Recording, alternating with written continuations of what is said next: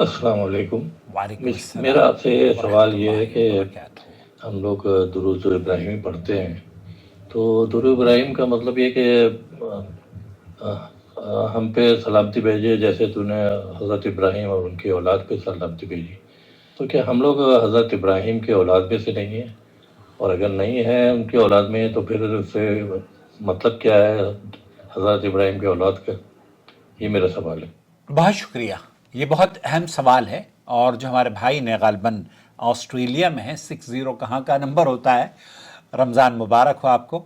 اگر آپ نے چینل سبسکرائب کر لیا ہے تو اس کو جوائن ممبرشپ کے ذریعے سپورٹ کریں، جہاں جہاں ہمارے یہ اصلاحی پیغامات نشر ہوں گے آپ صدقہ جاریہ کا ہمارے ساتھ حصہ بنے رہیں گے۔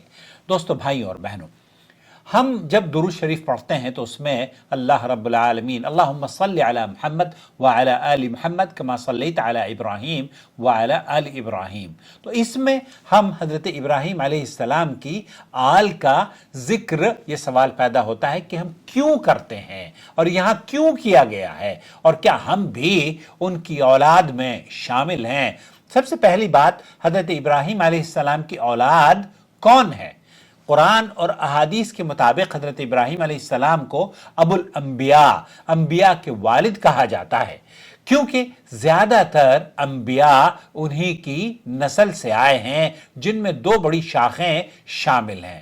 نمبر ایک، بنو اسحاق، جسے بنی اسرائیل کہا جاتا ہے، یہ نسل حضرت اسحاق علیہ السلام سے چلی، جن کے بیٹے حضرت یعقوب اسرائیل علیہ السلام تھے۔ ان کی نسل سے کئی انبیاء آئے، جیسے حضرت موسیٰ، حضرت داؤد، حضرت سلیمان، حضرت عیسیٰ علیہ السلام وغیرہ۔ اور اسی طریقے سے بنو اسماعیل، جو یہ نسل حضرت اسماعیل جو حضرت ابراہیم علیہ السلام کے فرزند تھے، یہ نسل حضرت ابراہیم علیہ السلام سے چلی، بنو اسماعیل کی، اور انہی کے نسل سے ہمارے نبی محمد مصطفیٰ صلی اللہ علیہ وسلم کو بھی اللہ رب العالمین نے پیدا فرمایا۔ یہاں ہم حضرت ابراہیم علیہ السلام کی، کیا ہم ان کی اولاد ہیں؟ اگر کوئی شخص بنو ہاشم یا قریش یا بنو اسماعیل کی نسل سے ہو تو وہ براہ راست یہ کہا جا سکتا ہے کہ ابراہیم علیہ السلام کی اولاد میں شامل ہوگا، لیکن جو لوگ سید نہیں ہیں یا ان کی نسل میں سے نہیں ہیں، وہ روحانی طور پر حضرت ابراہیم علیہ السلام کی ملت کے پیروکار کہلاتے ہیں۔ کیوں؟ کیونکہ اللہ رب العالمین نے قرآن کریم سورہ حج آیت نمبر 78 میں فرمایا ہے، ملت ابیکم ابراہیم ہوا سماکم المسلمین، یہ تمہارے والد ابراہیم کی ملت ہے، اسی نے تمہارا نام مسلمان رکھا ہے۔ تو ہمارا جو نام ہمارے والد نے رکھا ہے وہ مسلمان ہے، لہذا مسلمان ہونے کے ناطے ہم حضرت ابراہیم علیہ السلام کی روحانی اولاد میں شمار ہوتے ہیں، چاہے ہمارا نسبی تعلق ان سے ہو یا نہ ہو۔ اب درود شریف میں جو ہم پڑھتے ہیں درود ابراہیمی، اس میں آل ابراہیم کا ذکر کیوں ہے؟ حضرت ابراہیم علیہ السلام آل ابراہیم میں یا آل میں ان کی نسل سے آنے والے تمام صالح لوگ شامل ہیں۔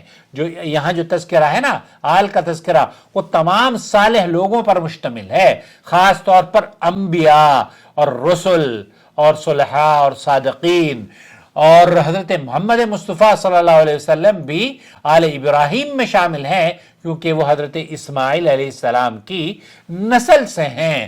درود میں ابراہیم علیہ السلام یا آل ابراہیم کا ذکر اس لیے کیا جاتا ہے کہ ان کی آل میں بہت زیادہ برکت دی گئی، اور ہم دعا کرتے ہیں کہ اللہ رب العالمین آل محمد کو بھی ویسی ہی برکت ملے، اور اللہ رب العالمین ہمیں اس میں شمار فرمائے جو کہ اللہ رب العالمین کی برکتوں کا حصول یا برکتوں سے नफा हासिल करते रहें। खुलासा कलाम मेरे अजीज मेरे दोस्त ये है, जो मेरी समझ में आपका सवाल आया है, वो ये कि जो लोग नबी करीम सल्लल्लाहु अलैहि वसल्लम की नस्ल से हैं वो हजरत इब्राहीम अलैहिस्सलाम की हकीकी औलाद में शामिल होंगे। जो दूसरी बात ये कि तमाम मुसलमान रूहानी तौर पर हजरत इब्राहीम अलैहिस्सलाम की उम्मत और मिल्लत का हिस्सा हैं। नंबर 3, हजरत इब्राहीम अलैहिस्सलाम दुरूद शरीफ में आले इब्राहीम का जिक्र उनकी बरकत और नेकी की वजह से अल्लाह रब्बुल आलमीन ने या नबी करीम सल्लल्लाहु अलैहि वसल्लम ने फरमाया है, हम दुरूद में दुआ करते हैं कि जैसे अल्लाह ने आले इब्राहीम को इज्जत बख्शी वैसे ही आले मोहम्मद को भी इज्जत अता फरमा।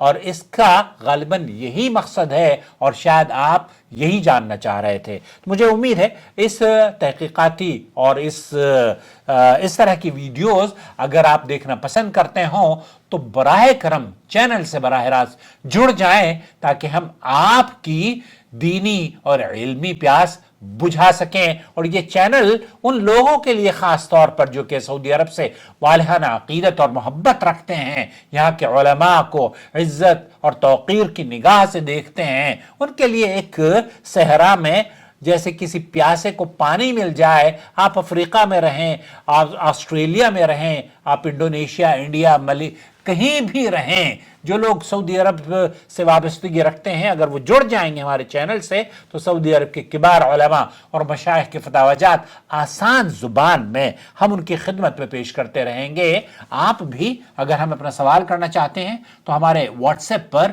वॉइस मैसेज कर दीजिए। हम यूट्यूब और फेसबुक पर आपके सवालों के जवाबात लेकर हाजिर होते रहते हैं।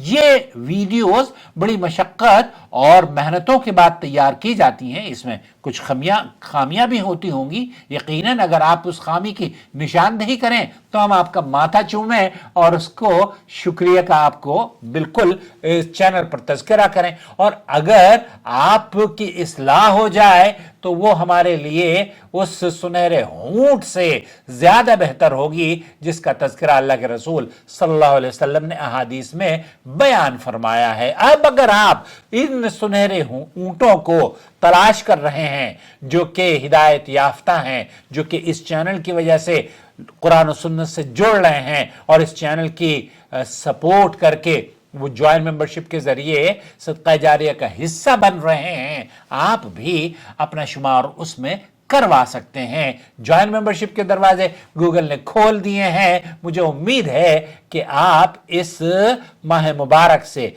इन मुबारक अय्याम से अपने सपोर्ट का हमारे चैनल के लिए आगाज फरमाएंगे। अपना बहुत ख्याल रखें। मेरा नंबर है 0096650468637। अखुकुम फिल्लाह मोहम्मद आकिल, जद्दा, ममलकत सऊदी अरब। شهر رمضان الذي